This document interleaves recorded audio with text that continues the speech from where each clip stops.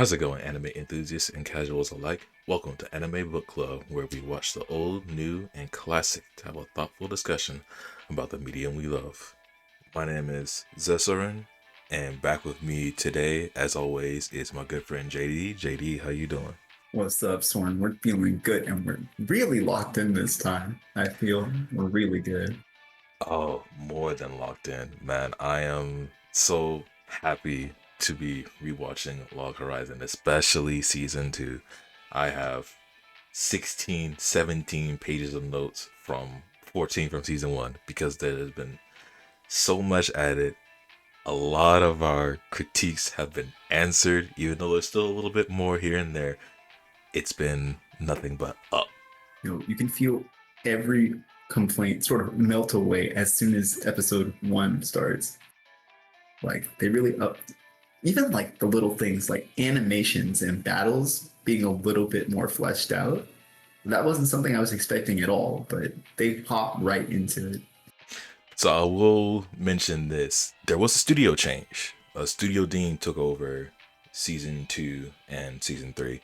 So that may be part of the fact that we're seeing a lot more color, a lot more flashy animations, and a whole lot more action this season, especially in the first half. And it pays off amazingly. Mm-hmm. So for season 2, for this one specifically, we're not doing the entirety of season 2 because of the fact that there is way too much to talk about for season 2 and its 25 episodes. So we're going to be splitting it in half. Part 1 this time will be episodes 1 to 12. This encompasses more like two major storylines, and then like a small third one that's happening at the same time. And then part 2 will be sometime down the line, in which we will finish out season 2, and that's the major deal. But as always, I gotta ask you, JD, as we did before, we start with the bad. What was your least favorite moment in season 2, if any? This is a very difficult question. I think the worst of season two doesn't even compare to the worst of season one. If I have to be extremely nitpicky, it's gonna be the disappearance of my boy Krusty. Bring my man's back. I I don't know. I can't really fight it. Yeah, he's gone, but he's gone for a reason. He's gone for a reason, and I can't say anything else. We'll get into it later. But yeah, it is kind of a little. It's like a backstab to us that they wrote off one of the like major players that was in season 1, and now that he's gone. But at the same time, we get to focus on everybody else, you know? Because we take out one like major character, then we allow these side characters, step up, take the reins, shine them more in the spotlight, which happens a lot. Which is like the major theme. One of the major themes of season 2 is that all of our side characters are actually now the main characters. Yeah, right from the jump, you can feel Krusty's absence. I'm going to talk a lot about Krusty. I love Krusty. But even Shiro and Natsuku's absence in the main cast throughout the first part of season two becomes like a driving force for every other character, and it's amazing. Mm. For me, my least favorite moment in season 2, again, it's very hard for me to actually try and pinpoint something like overarching. I I think my least favorite moment, and this is majorly a nitpick. This is even more nitpicky than yours. I wanted to hear the conversation that Shiro and Akatsuki were having on the beach. The first part of the conversation. I wanted to hear it. We see their mouths moving, but they aren't speaking. And we get no confirmation of what they're saying. We just get what happens whenever the voices come back. And that irked me so much. We see it happen twice, and it never happens between those two times. And I just like, I want to know what they're saying. I don't even care. It's like a simple conversation. Hi, how you doing? Hey, how you doing? I want to hear them talk. I want to hear Koski laugh while she's like playing in the water. I just want to hear something. That whole sequence, the silence carried so much weight, and you want to be there. You feel like you are there, but they just cut you out the whole time. But I think maybe that's like one of those things that they imply is that if that were to happen to you as well at the same time, you're maybe not in that same space and you're an onlooker or in your own space and you can't hear what else is going on. But man, there has to be some kind of like dialogue that we're missing that might explain some things down the line. I just want to I just want to hear it. But with the bad out of the way, now comes the even harder question.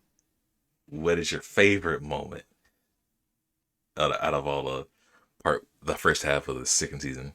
I think no matter what happens, I feel like the raid on Akihabara is going to be my favorite thing of season two. No matter what happens in the rest of season two, I think that's got to be it.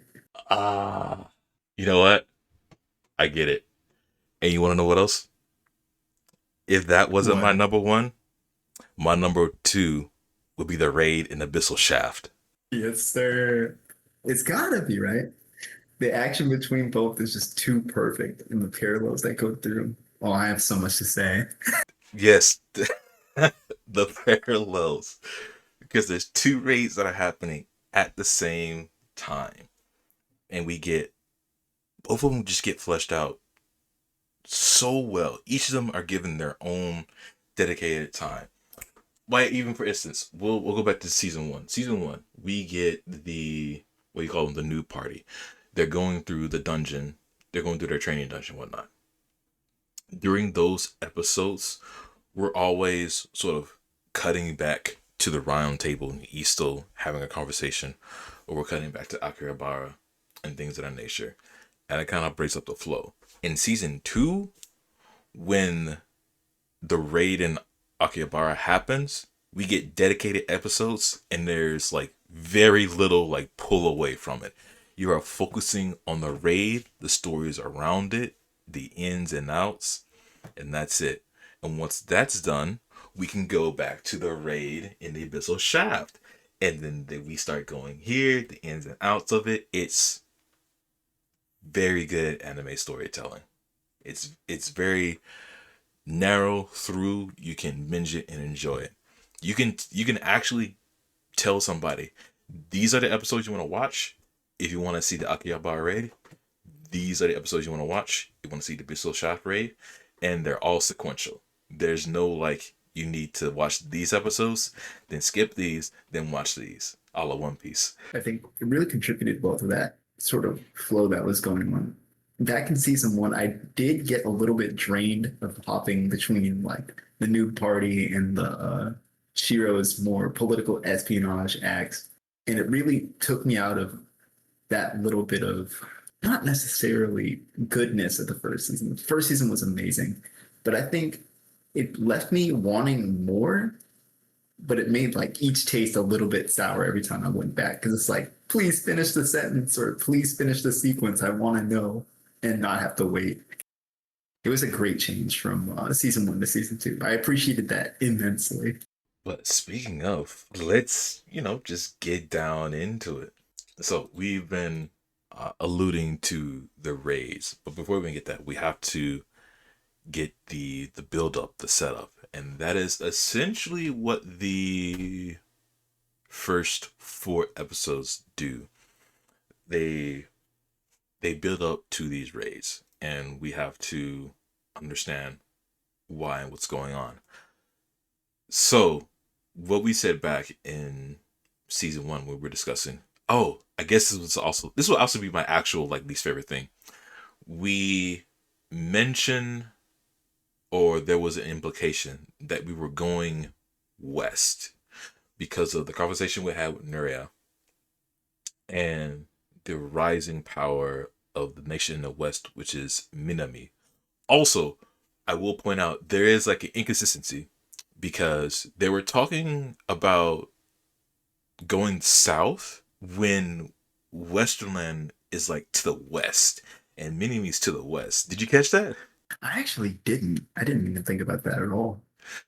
I hopped into season two with no expectations of like where we were going. I didn't think the Ureha was going to be like a relevant factor for Shiro because he was going to wait for her to make the first move or something like that. I gotcha. Like when he said, "I'll be an enemy if you really want me to be." I can give you what you want more as an enemy than a friend. That's just a cool line. I'm not gonna lie. Great line. Yeah, no. If you go back to like the first couple of episodes, I think it's maybe the subtitles, kind of misrepresenting, but they mention going south. But my brain is hardwired. Oh, they mean west. It's whatever. But in the first few episodes, man, I have to give Mary Bell. I have to take back a little things about say what about Mary Bell. She's actually a great character. In I this is like the main theme of season two. All your side characters become great because you think in season one, they're not that much, but actually in season two, they display them more. Mary Bell is so worried about everyone trying to have fun in the world. And so she wants to bring that joy and fun to everyone. And that's why she's throwing all of these events going on. Like we're in the middle of the Halloween event because of the fact that they had so many pumpkins from a previous event. I was like, you know what? Let's just have a fun festival. Oh no. They did a Halloween event with all the pumpkins. And then she thought, well, let's just have a fun festival with the pumpkins. So it was like back to back events and fun for everyone, which is nice. And then there's this foreshadowing scene that plays in part with with the Akibare. Natsuko and Hirita are looking around at the royal guards, and there's this one dude that is polishing one of the royal armors, and I'm like, man, that's foreshadowing 101. There's gonna be a problem with these royal guards at some point, and we see Shiro in a meeting with the Kuni clan. The Kuni clan are people of the land, the NPCs of the game world, that controls the banks and the flow of money in the world. So what Shiro is trying to do is try to get some money and get a financial deal to try to maintain the cost of all the buildings that Akihabara owns because it costs twice as much than the initial purchasing price to maintain a building. In an MMO sense, I don't like that. It's difficult. Oh yeah. I think I understand why that would be a mechanic because that's like a public building, right? And it also helps alleviate ownership. Because if I was a player, strictly a player, forget the fact that I'm probably like in the game, probably dying over and over. You want to have people who can have like public land available and also encourage them to not only continue to have it and have them grind for the gold, but you also want to make it so it's possible for other people to be like, hey, that guy's not paying his taxes. Let me run this real fast. I'll take it off his hands for him, right? Yeah, a lot of housing systems and MMOs kind of say you pay this one tax, you're good to go. Unless there are some MMOs, I can't really remember the name of some, but they do have an effect to where if you are the main guild, you can buy like the townhouse or the capital and you use gold to maintain it and you can raise or lower the cost of very simple things so much and can like accrue investments and money and whatnot, which is fine. But moving on from there, we learned that Krusty and Isaac are still dealing with the Goblin King, and at some point, we learned that Shiro is telling only a few select other people that he's leaving Akihabara. And he doesn't tell them anything because they all believe that there are spies from Minami, specifically possibly members or people of the land from the Plant Guild.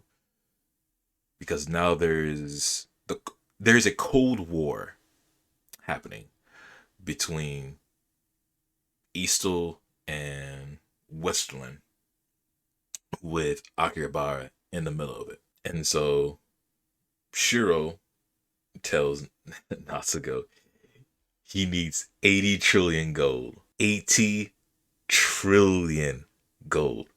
Remember in season 1, we needed 5 million to buy some buildings. Now we need 80 trillion to maintain everything that we need. It just makes your heart sink, doesn't it? Long pause for the viewers. Feel that in your soul and remember you pay property taxes normally.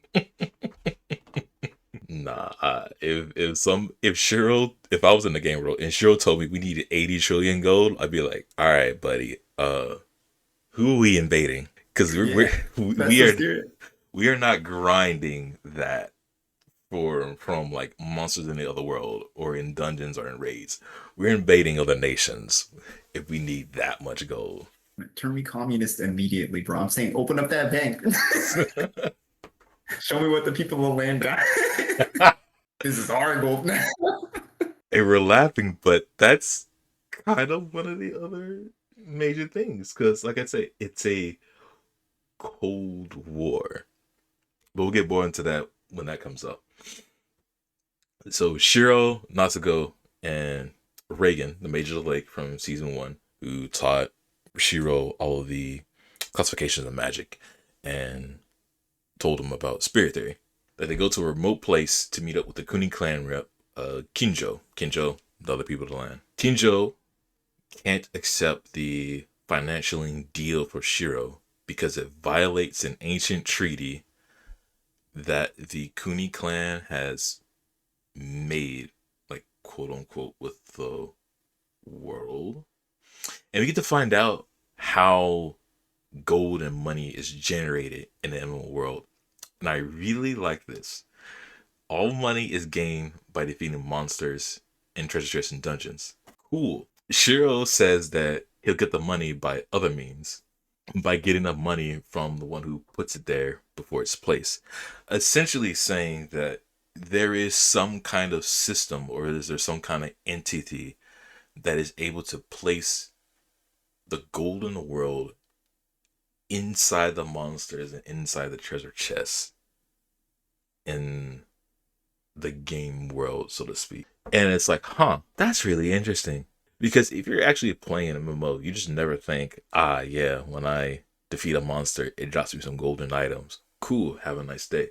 But you never question, why does this random bat have 2 gold pieces?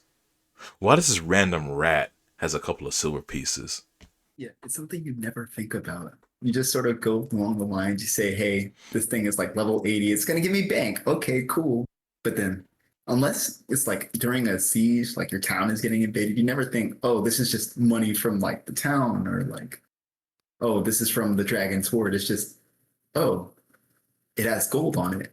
Okay. But after that, Reagan says he's scoured the records at where he is, and he's found a place where there's like a store of gold. In the lowest parts of a place called the Depths of Palm, there's said to be a whirlpool of gold coins, and the door is sealed with the Mirrorless technology. So Reagan can unlock the seal. So now we have a goal. We need to go to the Depths of Palm to find this store of gold. That's where our 80 trillion is going to be. Cool. Moving on. The next objective is, who are we going to take to the Depths of Palm? Who other than a raiding guild, the Silver Swords. One of the characters that they rolled off completely in season 1 is coming back full force in season 2. William Massachusetts, the guild master of the Silver Sword. He is now level 95. Cool.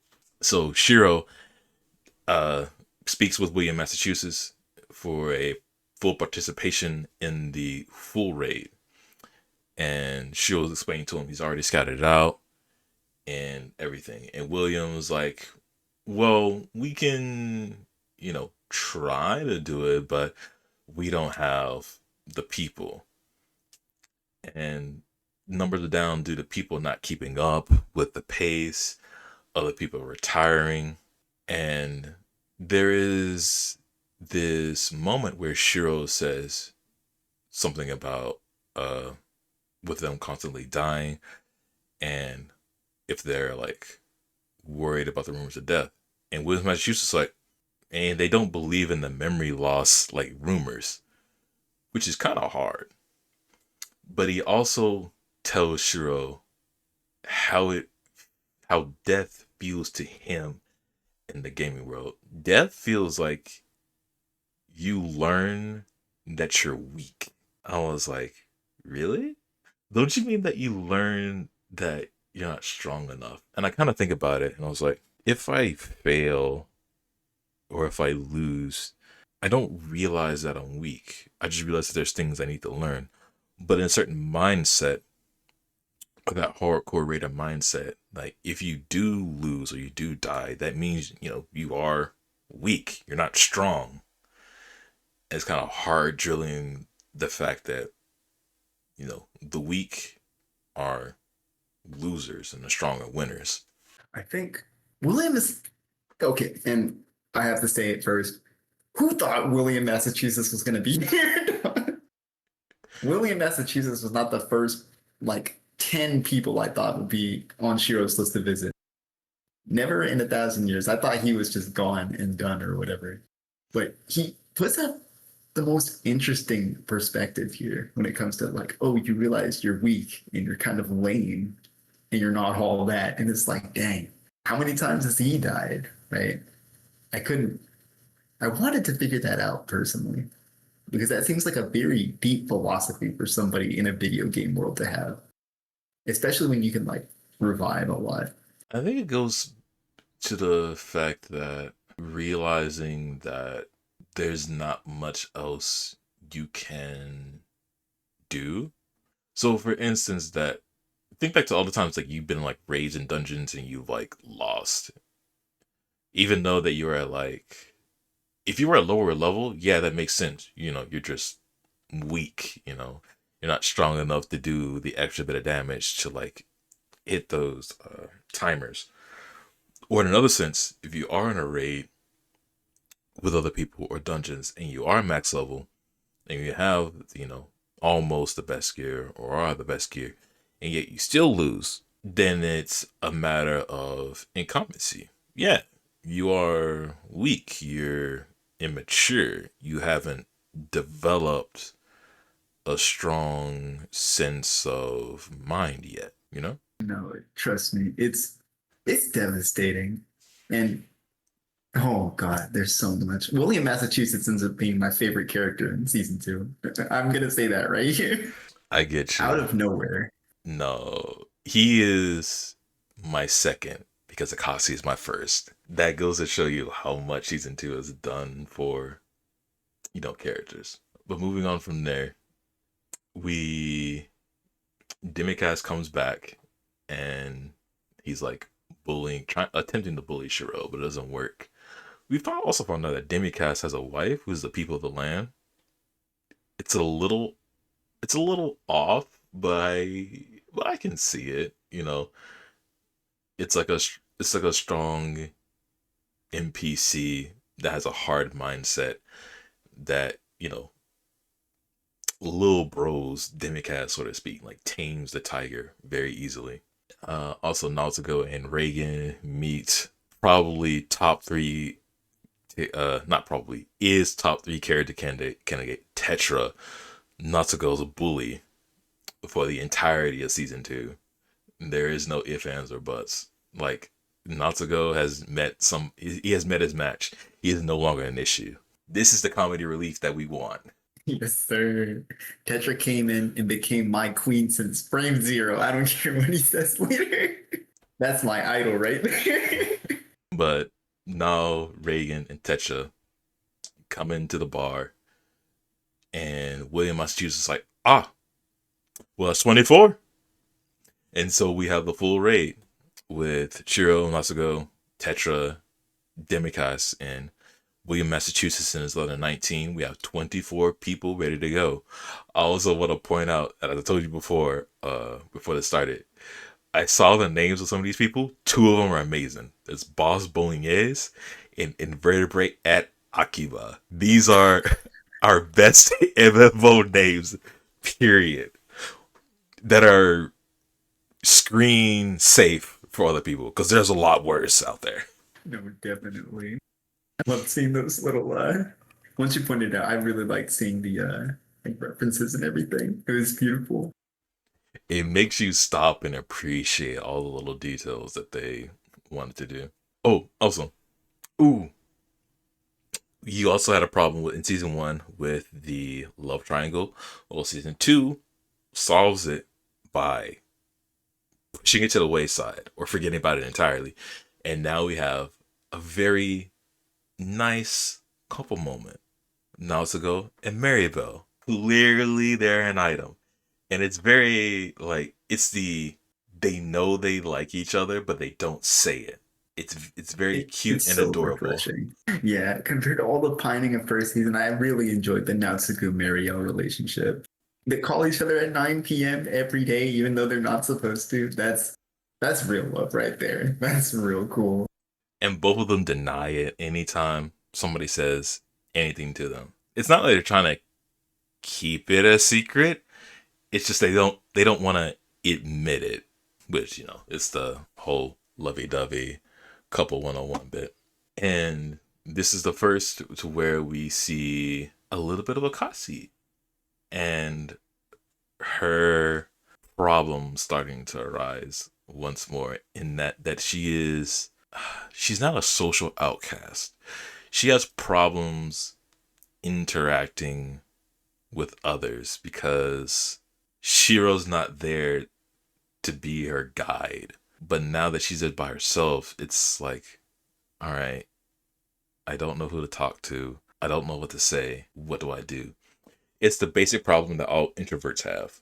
Yeah, the power of a mutual friend is just too strong, right? Akatsuki is a willing loner, and Shiro was her mutual acquaintance with everybody else. Shiro is so like well connected, and without him there, she feels like very out of place. It's it's too real. It was actually very real. I felt really bad for Akatsuki there.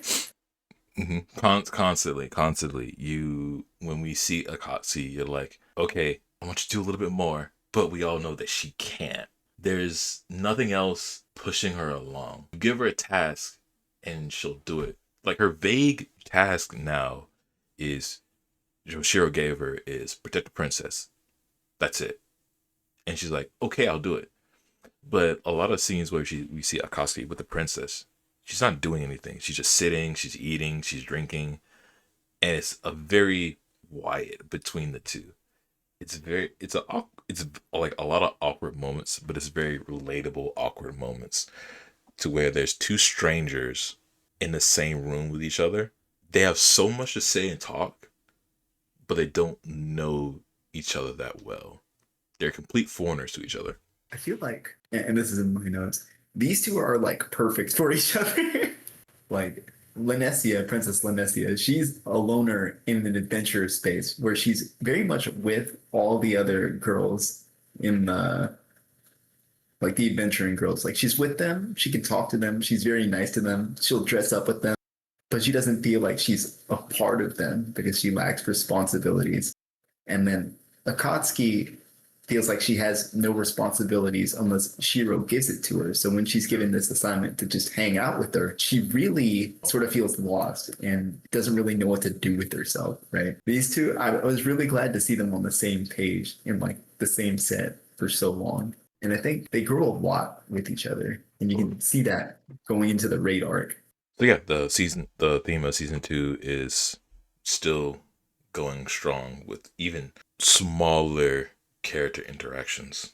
Moving on from there, we sort of ping pong back and forth between the two stories. First, we see a little bit more of the raid, and the raid in the Abyssal Shaft actually happens. Not a lot of notes for us on this. It's essentially just seeing William Massachusetts shining as a raid leader and seeing like an actual MMO raid happen within the game world where there's tactics being going, there's different groups are splitting off. Well, there's aggro control, and we start to see them fight like actual raid bosses. And we see when we hear things like mechanics like instant KOs. Some dude is counting down cooldowns when the boss is about to do his big AoE attacks. Uh, Little moments where Demikatz is getting mad at Shiro for giving him buffs. There's so many details being shown of an actual MMO raid in an anime that is dramatized exceptionally well. Yeah, and speaking purely from an MMO Raiders perspective, all this is accurate. There's always going to be that one guy who's like super angry, taking all the threat away from the tanks and like getting the raid wipe. Demikas, Demikas is my spirit animal. I was that guy for a long time before I had the tank. It was fun seeing like the dual tank setups and like seeing them split into like squadrons so they could complete jobs and things like that. It was peak, beautiful. And we fully see Shiro's like strategy and strategist like commands on all full blast. Next, we come back to Akihabara, and everybody's getting preparing for Christmas Eve and Christmas. And we start to see and hear something about skills. They're called teachings. It is the highest tier, the secret rank for skills. Like there's basic, adept, hidden, and secret. Essentially, the first two you can just buy outright. The third you need to be of a higher level and train. And the fourth one, quote unquote teachings, nobody knows for real on how you get them. You just get them at some point. And in a weird way, I kind of like and not like it. I like the fact that they're secretive and like there's some hidden thing to like get them. I don't like them because it feels random. No, definitely. And there's some, okay, some teachings are like absurd from what I've seen. And then you have some where it's just like, oh yeah, I use this one skill a little bit differently. I can like step on it instead of blocking damage, you know? So in that way, it makes it so the player has to like sort of experiment a little bit. And I like the idea of that. Yeah, But what does that mean? yeah. So Sojiro's second in command, Nazuna, she's a Shine Priestess. One of the Shine Priestess abilities, I forget what it's called. I think it's Purification Barrier, and it's a lot of barriers that absorb damage. Her teaching is that she can use those barriers as stepping stones to get to higher places and move across the battlefield. In my mind, that's neat. At the same time, what purpose does it serve? And Nazuna's like, it's just how I, like to do it. I was like, I get it, but isn't that a little random? Why did you think of that? And on the other hand, we have Sojiro's teaching, which is broken. This man essentially has the Sharingan. He sees his enemies moving slow down. He can easily just slip and dodge out of the way like it's nothing. That's broken. That's something I like. That's an actual teaching. It also brings the question for me. So Sojiro, it seems like he had his teaching for a long time. And it seems like his second also had his teaching for a long time, or her teaching for a long time. Akatsuki learned hers like in the spur of the moment. How are other people before they got trapped, like getting their teachings? I'm hoping that's expanded on a little bit more going into season two. Unfortunately, I don't think it's going to be expanded on too much because they've roughly explained it very vaguely and very not direct. If we really want to boil it down to, when you get a teaching, it's the extreme moment where you're put into stress and it happens. Or in Akasa's case, you use one of your skills in an unintended way, and that's how you get a teaching. Or that's So what I'm hearing is Shiro's teaching is going to be crazy later. if he does get one. I don't think he needs a teaching. I think his mind is more than enough. Oh, what if that is the teaching? Oh God, Shiro. High expectations, too high. We've been getting we've been getting this Dark Knight teased a lot, especially in like the third episode. But moving on into the fourth, this is where we now pan back to the Akihabara raid. And actually, this is where we settle on for the foreseeable future of the episodes, to where Akatsuki is not. She's trying to be strong for Shiro. She's trying to do everything that she can to feel useful. But the more she looks at herself and the more she looks at others, she really, her inferiority complex is like really starting to show. Even up to the point to where she goes to the blacksmith shop, she sees the katana that she likes, and she wants to buy it, but she doesn't have enough money. And he's like, "All right, I'll come back some other time." And it feels so bad because I've had that moment to where I go into a shop. There's something that I like, that I really like a game. I was like, I really want to get that game. It's a little bit out of my budget at the moment, but I just want to look at it, experience it, enjoy it. I'll come back later. I do come back. Still the same price. I just want to look at it, marvel. And the next time she comes, it's gone. And you're like, oh, well, that was my one way. So I don't know what else to do. Never been sniped at an auction house before, but that's exactly how I would feel. And episode 4, the title in itself, episode 4, Shattered Wings, explains Akatsuki's situation so well. Everybody around her, the maidens, all the other girls, they see how down Akatsuki is, and how Akatsuki has like been observing the other guilds in their training sessions. And she's dead set on trying to learn the teachings. Come to find out, nobody can teach her anything. And the teachings are sort of self taught. Like once somebody knows the teaching, that's their own unique skill that nobody else can copy.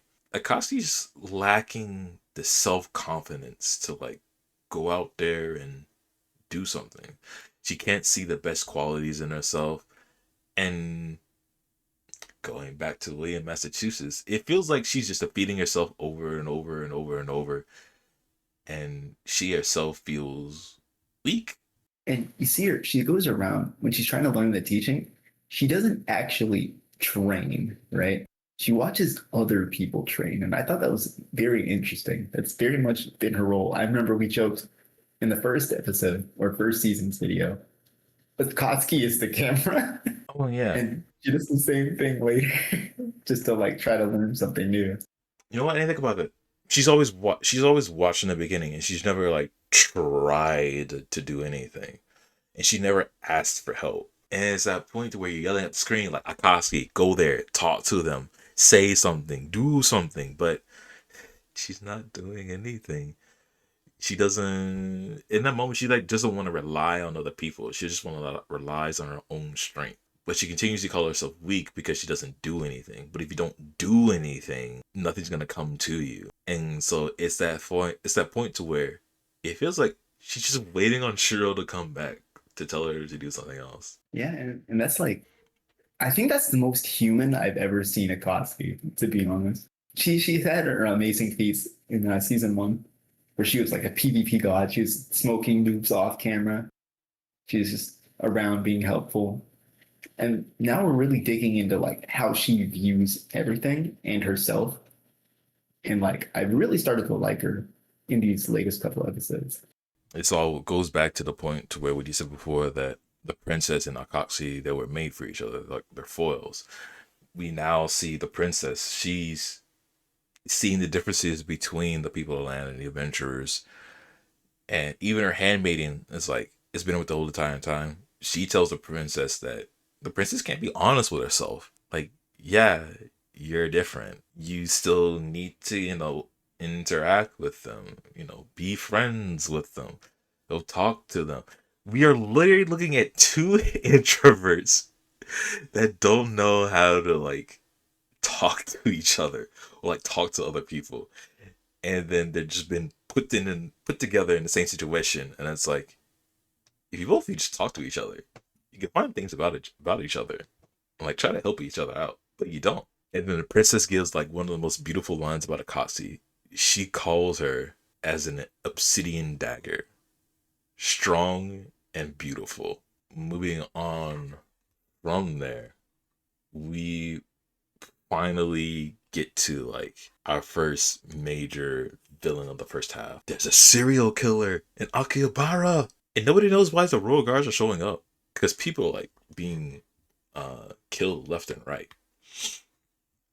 Come to find out, we find out that it's this guy called Ember who is part of the Kuni clan, and he's using the royal guards armor and weapons to defeat adventurers and kill them.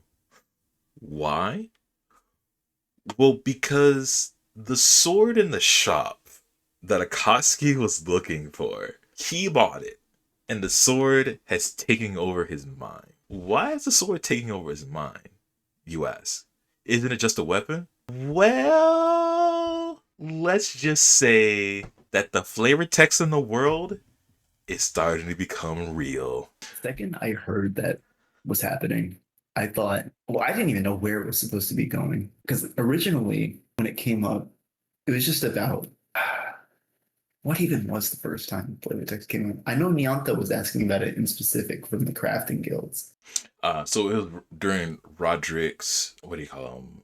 Not ceremonies, TED Talks. It was part of, he came up to their universities and they were discussing like new research findings. Like at this point, everybody knows how to cook without the chef subclass. But it's only like the very simple things like salads and things of that nature.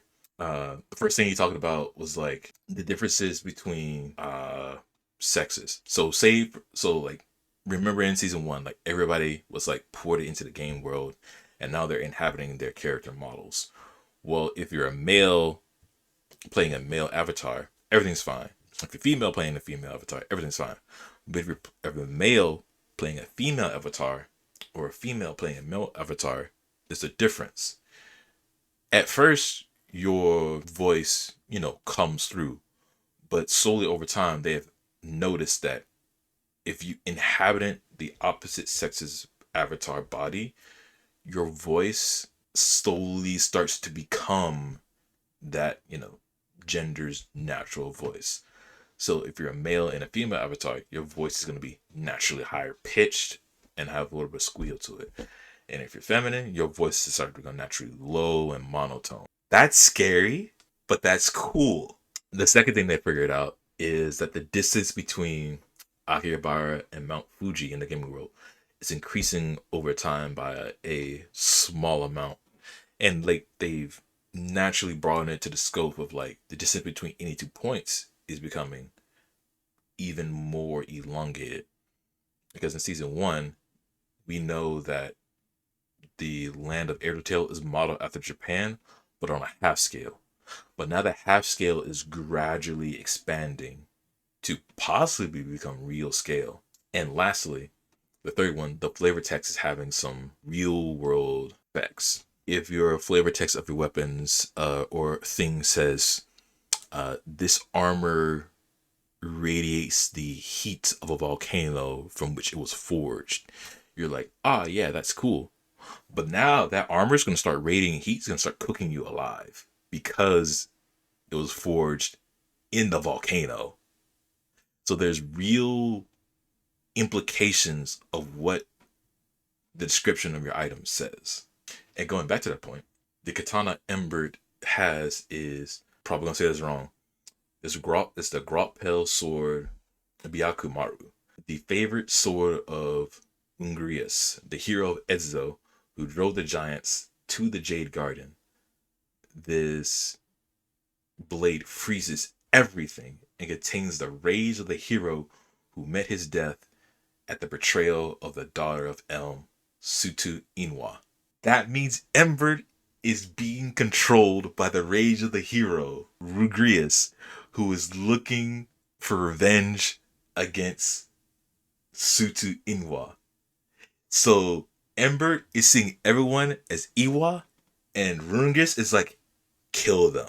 Blew my mind. That is so cool. Dude, like the second okay, first things first, I want to say that blew my mind. And the other thing was, I feel like, did you ever see anybody not as a woman being killed by him?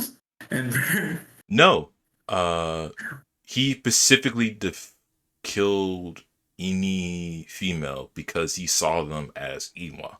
I thought that was this Hey, specific thing really like made the flavor text work because I believe she was like a consort of some sort of his before he died and got poisoned by her. yeah. I mean, the only male he actually slain was, Shojiro, but he got in the way. That's it. Yeah, he was just there. Equal opportunity body to be catching. I get it. I get it. Even though, like, he's been going around and defeating everyone that he sees. And Kinjo, meets up with the princess and, well, unannounced. And he's like, hey, one of my clan members, stole that set of armor. He's getting all of his power from a magic circle from underneath the city. That's all the royal guards of the armor. So as long as he's within like the city, he's going to keep gaining power. And I can help you out if you help me, or if you want to, you can disable the circle. But if you do, you disable the security system that protects the city from PKers and the monsters from coming in. And it'll take decades to turn it back on. And the princess is like, you can't be serious. And Kendra's like, yeah, ain't nothing I can do. So what's the deal, princess? If you want to stop the serial killer, this one guy, then you have to disable the magical protection that everyone in the city is going to have. It's the one no, it's not this trolley problem where it's like one versus the many. It's trying to deal with a simple, it's not even simple. It's trying to deal with an extreme problem in a very extreme way. But it's like the only way to get rid of it. So I didn't no, sorry. I should say I personally did not understand the struggle, but looking at it from the outside view, as if I was Princess Lanessia, I do sort of get why she gave like immediate pause. Because for me, like the viewer, I'm like, okay, what monsters have ever like pulled up to Akihabara and weren't getting murked immediately? But for Lanessia, it's like, oh, I don't want to like weaken like the people in the land's disposition. I don't want to cause trouble for the adventurers. So she sits on it. Lanessia has to like sit on that proposition for a long while because she has to like balance so many other factors, like her friends, adventurers, her status as like uh, people will land ambassador, and pretty much her own ability to take responsibility. Oh yeah, for sure. Like I can Because see that now. yeah, because Oh, if you really think about it, she's making a decision outside of her father. And if she does this one thing, everybody sees it as like the people of the land, like affecting the adventures in like a major way. It's like still it's like even still Lanessia like sees the adventures and how free they are and what they do. It's just the unfortunate fact that she has the power to affect everyone on a grand scale, and that's too much to ask for one singular person. And like she needs to, or she wants to rely on the adventurers to like handle it on her own, but she knows that if everything goes wrong, then everything falls back to her. Like if the adventurers fail, like she's in a catch-22 situation that's not good. But we get to very sweet. Well, not. It's not sweet. We see how death works because Shojiro and Akatsuki were defeated by the serial killer because they were essentially not strong enough to fight somebody of that caliber. Akatsuki is going through the streets of Shibuya in like a black and white area, so to speak. She's just running through the streets. As she's like running through like a color stripped world, and she's like rushing everywhere. By the way, she's not even her avatar. It's like her as her human self. Like this is like one of the only times we ever get to see Akatsuki or anybody in the game world in their human form. And then eventually she appears on the beach. Then it gets to my least favorite part to where Shiro appears and they have a cut scene and with no audible dialogue. And then we got to the point to where they start to have dialogue and they both have a moment to each other to where they both flash for a moment, then something like little lights come out of them and they see like all these fragments in the air and they start to see that that is all the memories that have been giving up on death. And Akatsuki and Shiro, both of them, what specifically Akatsuki, she says that she felt something left her. And so that goes back to season one and the idea of your memories going away, but you don't know what they are. And now we see them do something that I still can't figure out why it happens, or it's like some kind of symbolic thing in Japanese culture. But they cut a piece of their hair off of their bangs, and then they let them they left them on the beach, and then let the waves catch them and move away. So I don't I don't know what that symbolizes.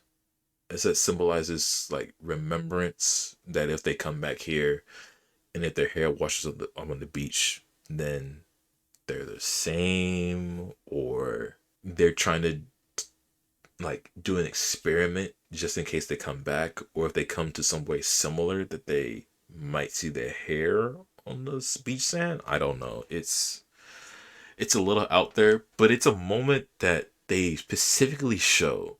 So I want it to mean something, but I don't know if it means anything.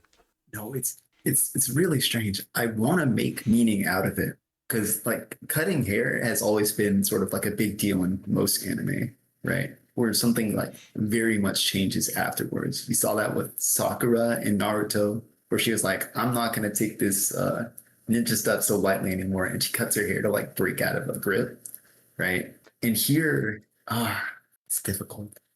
I don't know if it's like even more for planning or foreshadowing for the future or what. But I thought it was very beautiful. The whole sequence of Akatsuki coming back to life and like dancing on the beach is very beautiful and very quiet and really reflective. Every moment feels almost four times longer than it actually is. And I had to repeat that scene over and over and over just because I loved it so much. Maybe that's Also, fun it. fact, Go ahead. Shiro meets Akatsuki in the afterlife. We have no idea why he's there. Yeah, that that is another unexplained thing because you think Shojiro should be there, William Massachusetts should be there, Demikaz should be there, Natsuko should be there, the whole raid should be there. Why aren't they? But I can I can let that slide for this beautiful moment. I'm okay with that. But I was gonna say, I think I can come to terms with the no dialogue scene. I think that it's a very powerful moment that it doesn't need dialogue, right? Akashi has been going through so much in Akihabara that she finally meets the only person that's giving her purpose in the world, and there's no need to like for us to hear anything, right? It's just there. Let them have their little cute moment. See Akasi smile. See Akasi like really be her true self. And then Shiro is like the cool guy. He doesn't say too much. He's just out there, sees her happy and being happy. I'm coming around on that. We gotta, yeah. But Akatsuki and Shiro, they have their little moments. Both of them like emit to their deaths. Also, this falls back to what William Massachusetts says: is that death makes you realize that you're weak, but also death makes you reflect on what you did and what you did wrong. I think Akatsuki had a really, God, sorry. She had a really interesting segment when she was in her real life body where she didn't understand where she was going. She was in the heart of Japan, you know, the famous five-way massive crosswalk.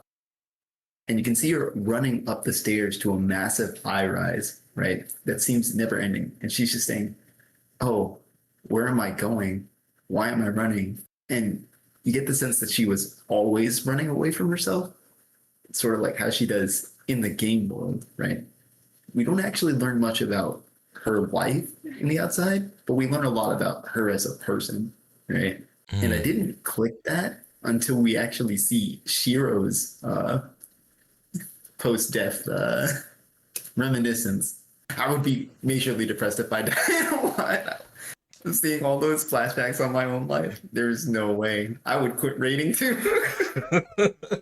Nah, man, it's you know, I would think like if you were actually in the game world and you did die, what is one of those memories that you would have as a kid or as an adult at any point that you would like see and be like, I don't wanna experience this anymore. Like I've done this. But it reminds you of where you were before and who you were before. And when you come back to, you want to reflect. And that's probably one of the most powerful things about having a revive system like in this anime or in the world, to where when you do die, you have to experience your past trauma in order for you to make you realize death is bad. Not only am I losing my memories, but I'm also experiencing something horrible. So let me not let that happen again, please. Exactly. Once is enough. Never again. But that makes you think about the other people. What did they see? What did they experience? If they're okay with like reviving constantly and dying constantly, are you not afraid of what you saw? Or did you even see anything at all? It had to be something deep because remember, Silver Sword used to be 220 members deep, and then after their last few losses, they were down to like only 19 active raiders. Yeah. I think for them that's more like a combination of other things outside of death. We'll get to that when that moment happens.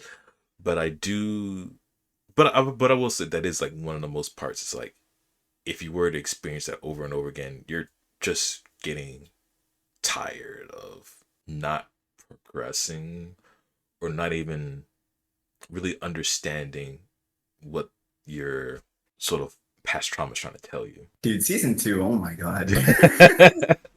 It throws so much at you. We're Exactly. not even on episode six. No, I mean, like I told you, the first half has so much to dig into. But when Akashi does appear, we unfortunately see. Well, it's a little bad. I mean, it's like a very like quick like 5 minutes. You see Krusty, uh, not Sanya, Sansa's scythe is like giving off like a warning sign. I thought it was like an early warning system, like where the scythe was flashing everything. I was like, oh yeah, trouble is coming, trouble is coming, trouble is coming, something's coming. And then definitely something definitely does happen. And like her scythe just like spins off of her, creates a red magical circle. She gets caught up in it, and then Krusty's like, I gotta save her. And then Krusty gets inside of the magic circle. It flashes red. We see like a pillar of light. And then Sansa's trying to save him, and nothing happens. Well, something does happen.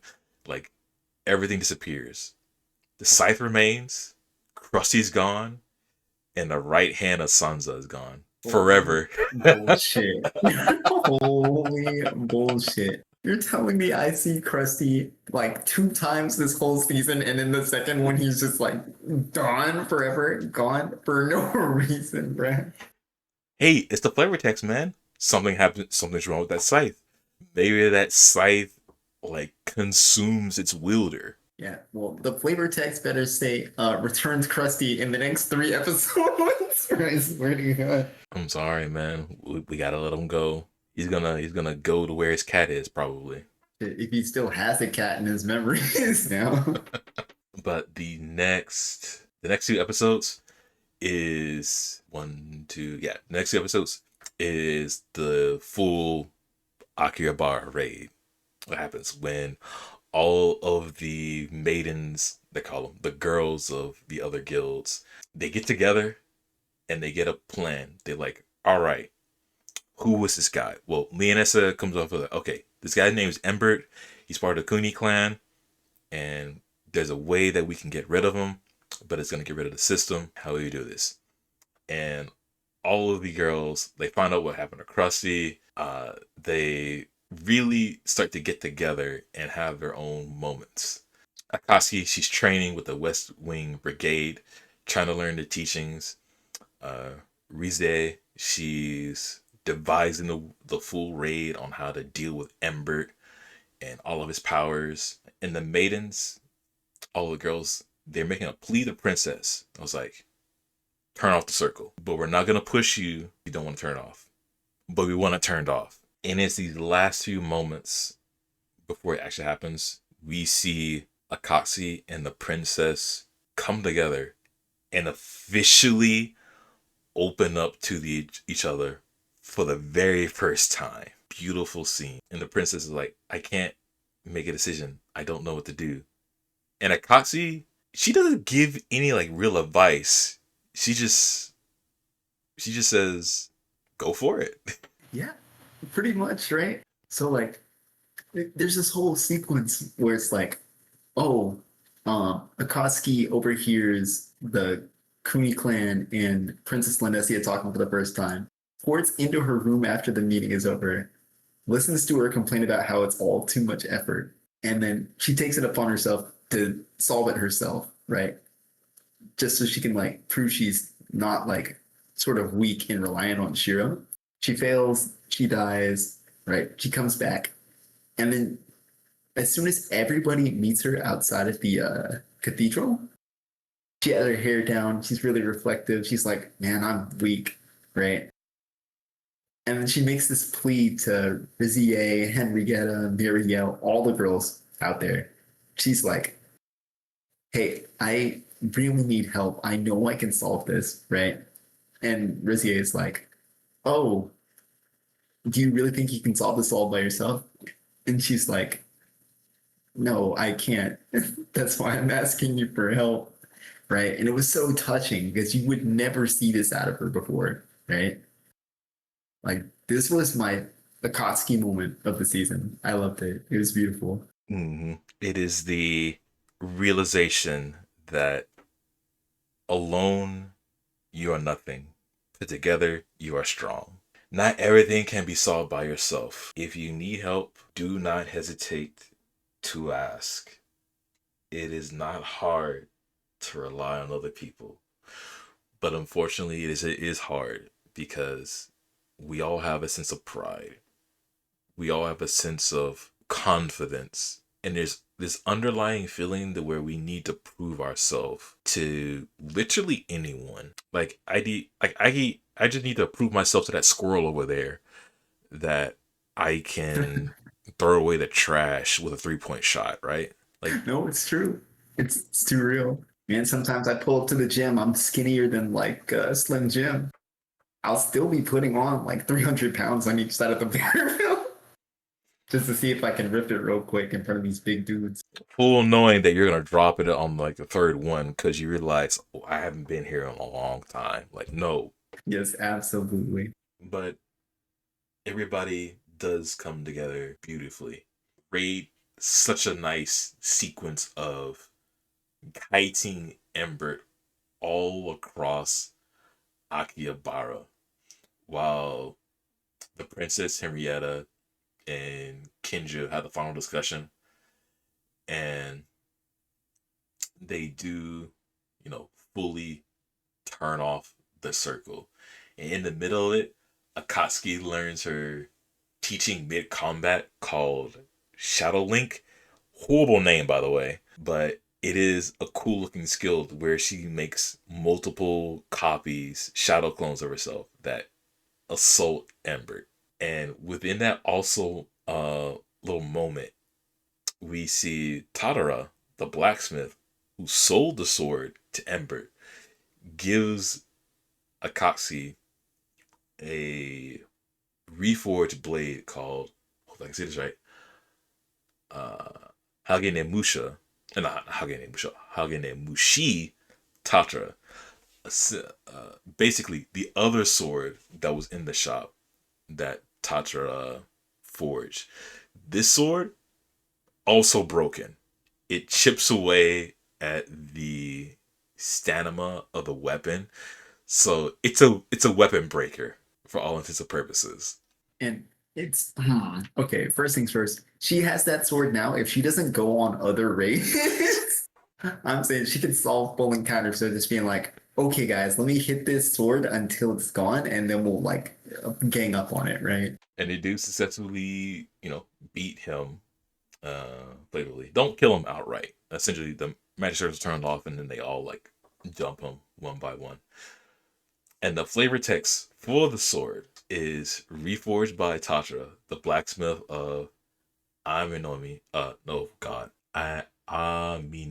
Aminoma, probably. I forget how that's pronounced in Japanese. And essentially, it says, for the personal use of a quiet, unsocial wielder, that is earn that this earnest girl may go forward without bending or breaking, repelling evil curses and this world's tragedies, so that man may support Blade and Blade support man. Cinema. It's peak, bro. Oh my god. It perfectly describes Akatsuki's growth. It proves her strength of what she wants to do, and like theme outwards is that she's fully grown, she's mature, she's faced her fears, she's faced her problems, and now Akatsuki's now number one on top of my list. I think after season one, I couldn't have asked for a better arc for Akatsuki to be a lead in, right? Like somehow this unsocial girl elevates the whole cast, whole side cast, by the way, up into like B to A tier levels of character development. It's so good. Mm-hmm. Now, I will also will point out you mentioned in our previous cast that you said that you wanted to see a little bit more red. Look at Akatsuki's new armor now. Look at all that red. Are you happy now? Oh yeah, we got some royal colors in here, man. Let's go.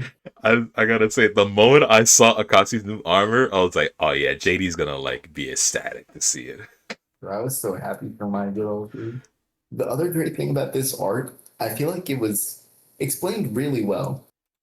For one, in like a normal MMO, you would never see a raid inside like a capital city, right? Oh, bro, that was beautiful. I forgot about that. The raid inside of a city. I want that. I actually want that in an actual MMO. I want that to happen. I no longer want to go through some like old damn cave. I don't want to climb a tower or anything. I don't want to fight in a courtyard. No, I want to fight through every single building, alley, whatsoever to chase or kite a dude across like yalms and yards of places. Like that's what I want to do. That's cool. I want that raid. I want Elder Tale to be real. Yes, dude. If it was an actual MMO, I think people would like kill to play it, right? It could unseat WoW in like 10 days flat, but that is a lot to code. I get it. It's Uh, painful. they kept everything. I will. It just came to mind. There might be one. I haven't done much of it at all. Have you ever heard of the like, MMO, The Secret World? Oh yeah, I know Secret World. Yeah, so maybe I don't know positive 100%. I'm not even like 2% sure. There may be a raid where you actually fight inside of a city. I know there's like adventuring zones inside cities where you fight around. But if they do have an actual raid in a city, that might be one of the only few MMOs that have that sort of deal.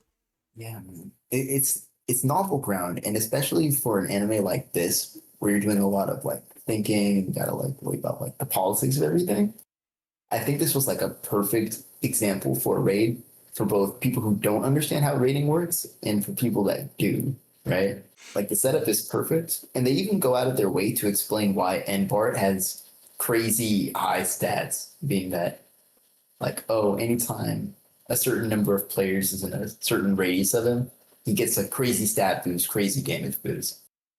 I thought that was excellent. Hmm. And even like the strategy being explained, where they have like groups waiting for like the relay team to come over. Excellent. It's beautiful cinema. Exactly. It's explained extremely well in the beginning of how it works, and also like during it, so that when they say it, you can like imagine it in your mind of like where they are, like when you're like actually watching them walking through the city.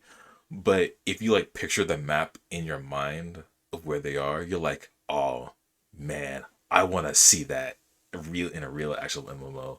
I want I want somebody up top thousands of yards away just looking down at everything, telling everybody where to go. And then I want to be Akashi's partner, just running through the city, attacking Ember, getting healed, kiting him across. We could talk about it so much. We need to move on. It's such a good raid, man. I loved it.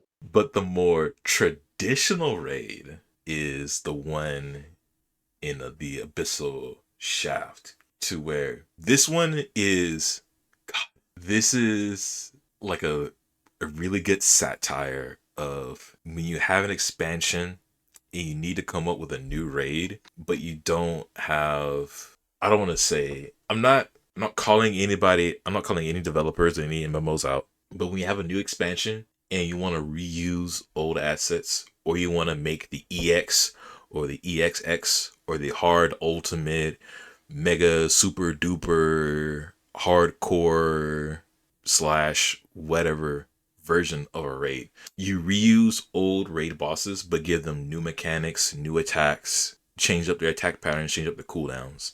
That's what the Abyssal Shaft is. The raid group sees one, two, three, four. They go through like four raid bosses that they've seen before, but they're all doing something different that they've seen before. That's why most of the time they get wiped. This is also a good analogy of how first time raiders happen, or first time world finishes happen, is that you get into the raid and you don't know everything that's going on, so everything is off the cuff. Shiro is quietly learning all the raids that are happening. He's seeing the enemies that are happening. He's seeing the attack patterns. He's telling other people to like count down the cooldowns, or like they're actually counting down the cooldowns themselves, logging everything. And they take breaks. They actually take breaks. It takes them weeks to get through the raid. They get stuck on a raid boss. They got several. They wipe multiple times, like 10 plus. They come back to camp. They write things down. They figure out the attack patterns. We go again.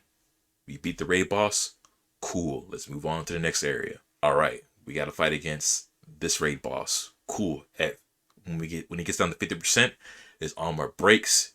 He pulls out all of these ads. Every time we beat these ads, he absorbs them back up. He gets full health. We figure that out first try. Cool. Two more raid bosses come out from the sides. What? It's so fucked up. I felt their pain there. Nobody's prepared for that. You can never be prepared for that. Good God. And so it gets to the point of, this is an impossible raid. You're telling me not only we have to fight one raid boss, but we have to fight two other raid bosses that are different from what they were before, with new mechanics, new patterns, new attacks, and you expect us to do all of this at once? Developers, excuse me? Is there a god in this game hearing my prayers as a hardcore raider? Do we want to talk about this?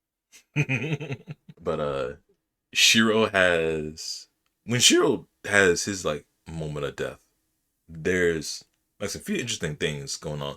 We'll get that to the moment, but let's finish out the raid, because unlike their second to last attempt, when the raid like fails, there is, oh man, this is drama of memories.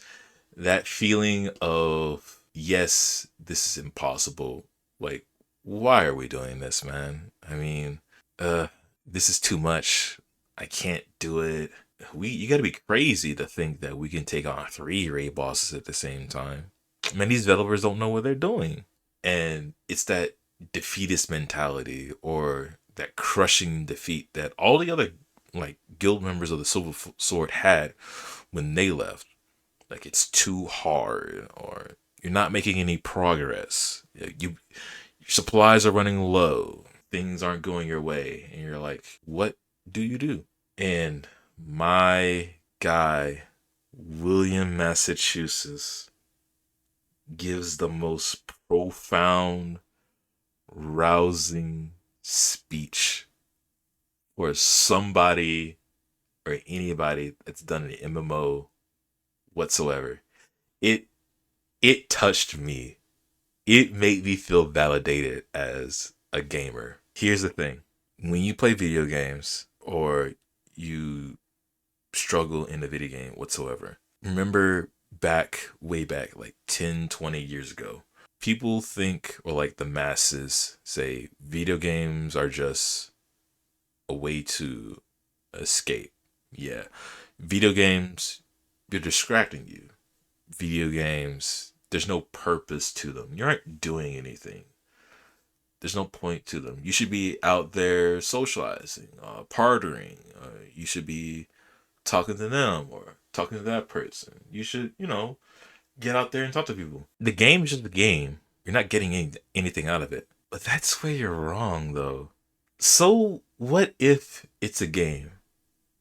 As long as we choose and make it matter to us, then it's special.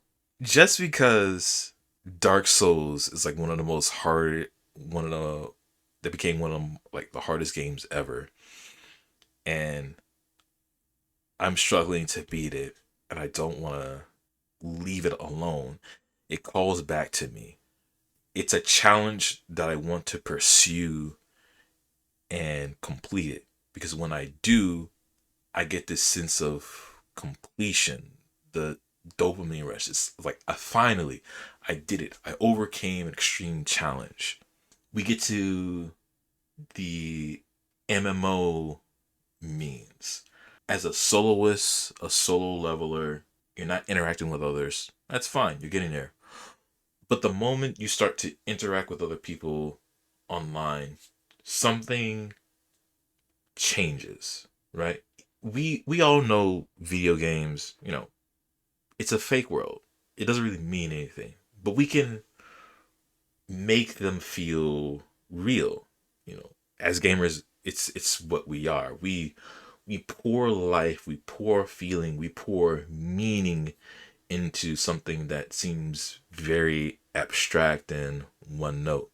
For instance, William, Massachusetts, he has anger issues. He has problems with himself. He pretty much had nothing going on. But what did Elder Tale allow him to do? It allowed him to make friends. It allowed him to make him understand people around him.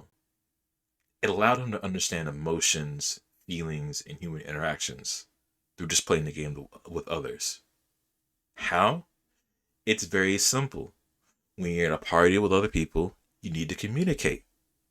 You need to understand each other's languages, how they talk. It's like a point where William knows how his guild members feel as soon as they come online. So the very simple hello. If I come in and say, "Hey guys, what's up? What's going on?" I'm happy. I'm feeling good. If I come in and said, "Hey guys, how's it going?" I'm tired. I'm not feeling anything. From that initial moment, I understand how that person is feeling in that very moment. Games, whether it be like the game medium itself through the story, the narrative, or through a multiplayer aspect or cooperative nature with others, talking with others, interacting with them, the game teaches us many aspects of life. It's not just a very simple escapist thing. It's not just a very simple art. It's something to appreciate.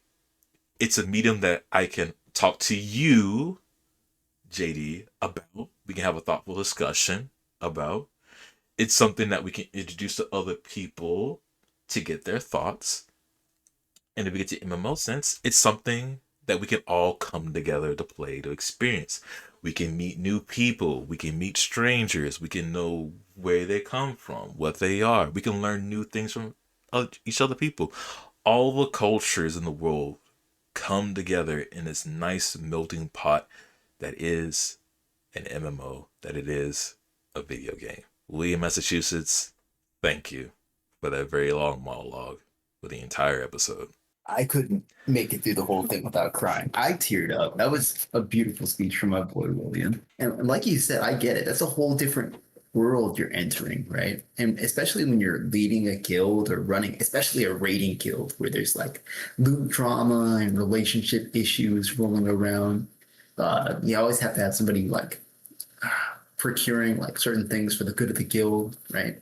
That's a lot of personalities to manage, right? And like even more responsibility to get things rolling, right? For real. You never really get used to that until, of course, you do, right? It's not something you just sort of hop into where it's like, oh, it's fun and like it'll be all good. It's like a lot of dedication and work. So I really felt his spirit when he was like giving the full speech. Nah, it's like every single line he said, I was like, man, I am remembering all of my days that I played in Rift to where I was essentially the soloist, as I said. I went through by myself. But at some point, if I wanted to do like better and bigger content, if I wanted to do more things, I would need to do pickup groups. Uh, if I wanted to do even raids, I would need to join a guild. And I did not like joining guilds because I felt obligated to, talk to others and do things. There was a moment where I was in the guild. I joined a guild finally. I just picked one after doing a little bit of, like looking around. And I was like, all right, cool. I needed to try out to be part of the raid group. So I needed to do like a DPS, stock check. So I'm attacking the dummy with my rotations. I was like, cool. Now do it while moving. And I did that. I was like, all right, now do it while moving for a bit and then stepping in place and then moving again. So I did that. It's all to simulate the different active and inactive moments within a raid. Like if you're just standing still, you can easily go through your rotations like pretty smoothly. If you're constantly moving, there's about half of your skills that you can't do, depending on the class that you're playing, that you can't do. But if you're moving and stopping, then there's some skills you can do, but also there's other skills that you can't do because at some point you'll like break the cast time or break contact from the raid boss. Unfortunately, I failed because my level wasn't. No, my level. I don't know. I was max level. My gear wasn't well statted, or I didn't have the highest gear at that point to begin raiding. I was like, all right, whatever. So I went back to doing pickup groups, and like months later, I finally got to the point to where I was able to join the raiding group in my guild. Got into team speak, and oh, the chatter was abysmal. I could hear the raid leader, talking everything. That was fine, but some of the side chatter was not it for me. It turned me off. But I could understand where everybody was coming from. Anytime something terrible happened, frustrations, and I was like, God, it's at that moment. I think I was like I was in my 20s. I was like, dude, it can't be that serious. But deep down, I knew inside, yeah, it is that serious. Some people like live to like raid and do the hardest thing and to like progress. Because if you don't progress, you feel like you hit a wall and you're stuck. You want to move on and continue. So you got to cooperate with people with like some negative tendencies like that and personalities and natures.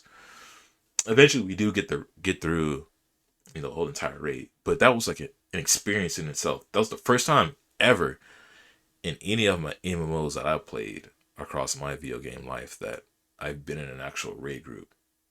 Didn't happen again. I did mostly pickup groups afterwards, but that was my moment of understanding the words Million Massachusetts gave me or gave us. Yeah, man. I feel like on all my MMO heads, please feel to speak out in the comments. Tell us about the last time you wiped on a boss and you were stuck there for weeks or days on end. It's brutal. I really felt for like the whole raid group when they were like, man, we don't have to do this, bro. We can just go be like good city keeper guards, right? Go back to that place where they were at the beginning, where it was just like there's nothing for them to do, and it's very easy for them to live with the just farming the easier mobs up on the surface and stuff like that. Like, especially in this circumstance where it's like, oh, you could lose your memories, or oh, um, I guess it's just losing your memories is the consequence of dying, but where like you have the possibility of losing your memories, of course, it may be more safe to go do that, right? Just give up on the hard content. Because really, what's the gear gonna get you if you could just live comfortably anyway? Right? Mm-hmm. Oh, we do got to remember this was back in 2015. Yeah. So those like these are like the concept was like old rating. Say old, yeah, like old rating back then. Well, those are the consequences. There are some moments that like right now, like the biggest MMO right now so far is Final Fantasy 14. There are sometimes I get YouTube recommendations to listen to like rating culture in that game and all the raids that they're going through and experience. And I'm listening to the stories, and then I'm also listening to not so much the horror stories, but the bad experiences. Say for instance that the raid, there's a guy that's looking for members for a raid to progress through the raid tiers, like the actual raids, and then there's a miscommunication on the expectations of what they're looking for.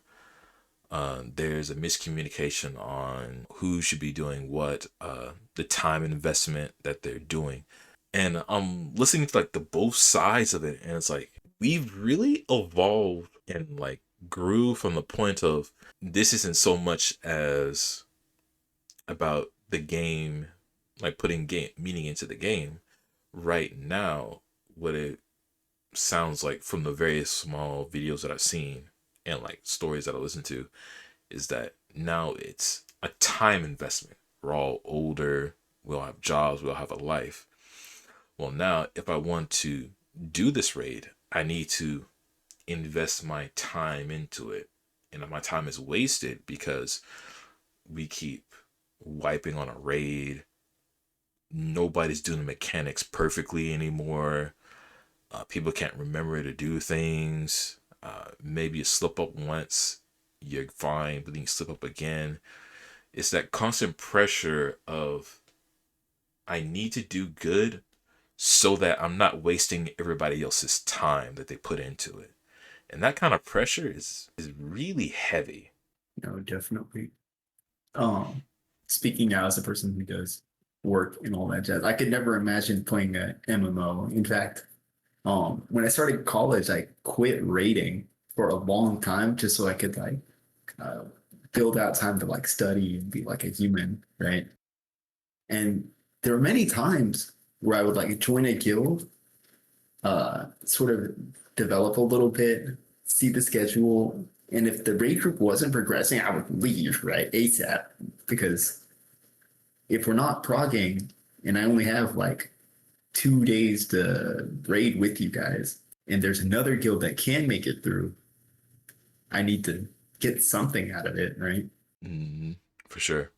It's just nice to see like 10 years ago we were worried about these set of things.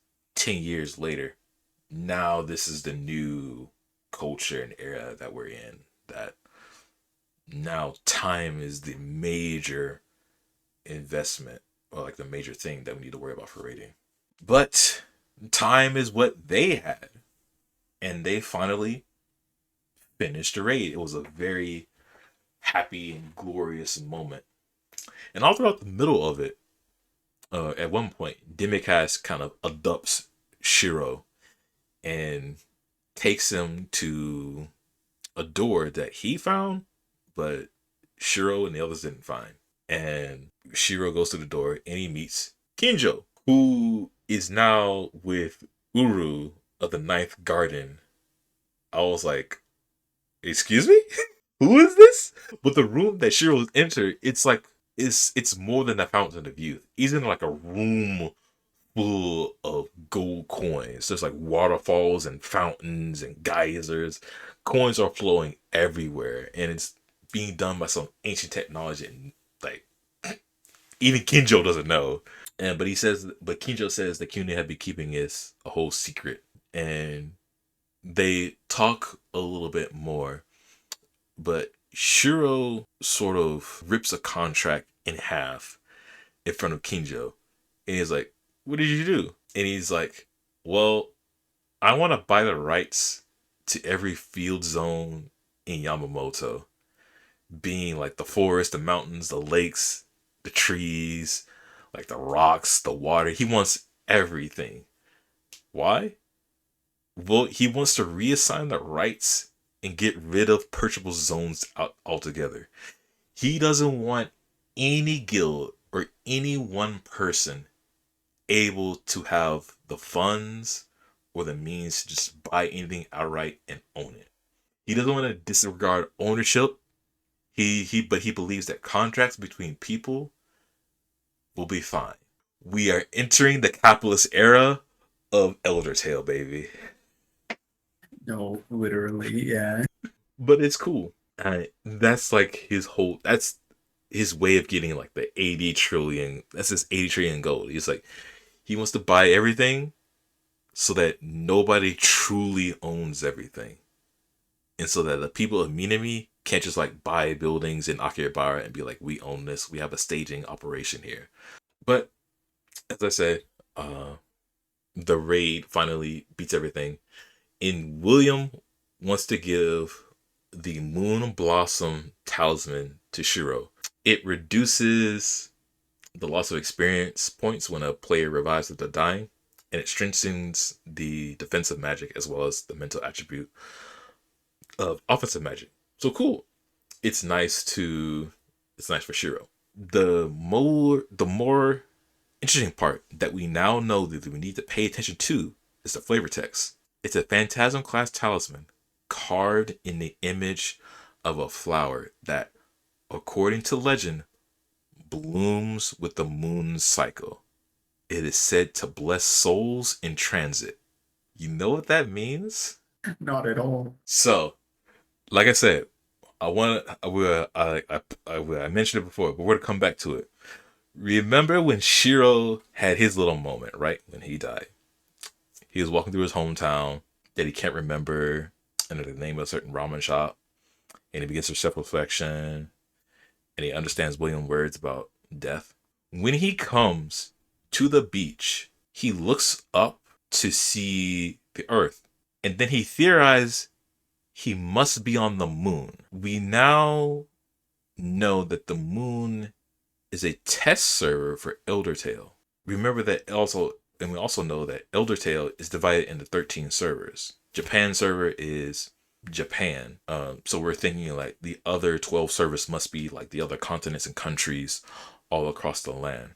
So what this means is that whatever this talisman does is related to the moon, and the souls in transit possibly means when adventurers die, there must be some transition process that we can probably guide the souls elsewhere. It sounds far fetched and far reaching, but that's where I'm going with it.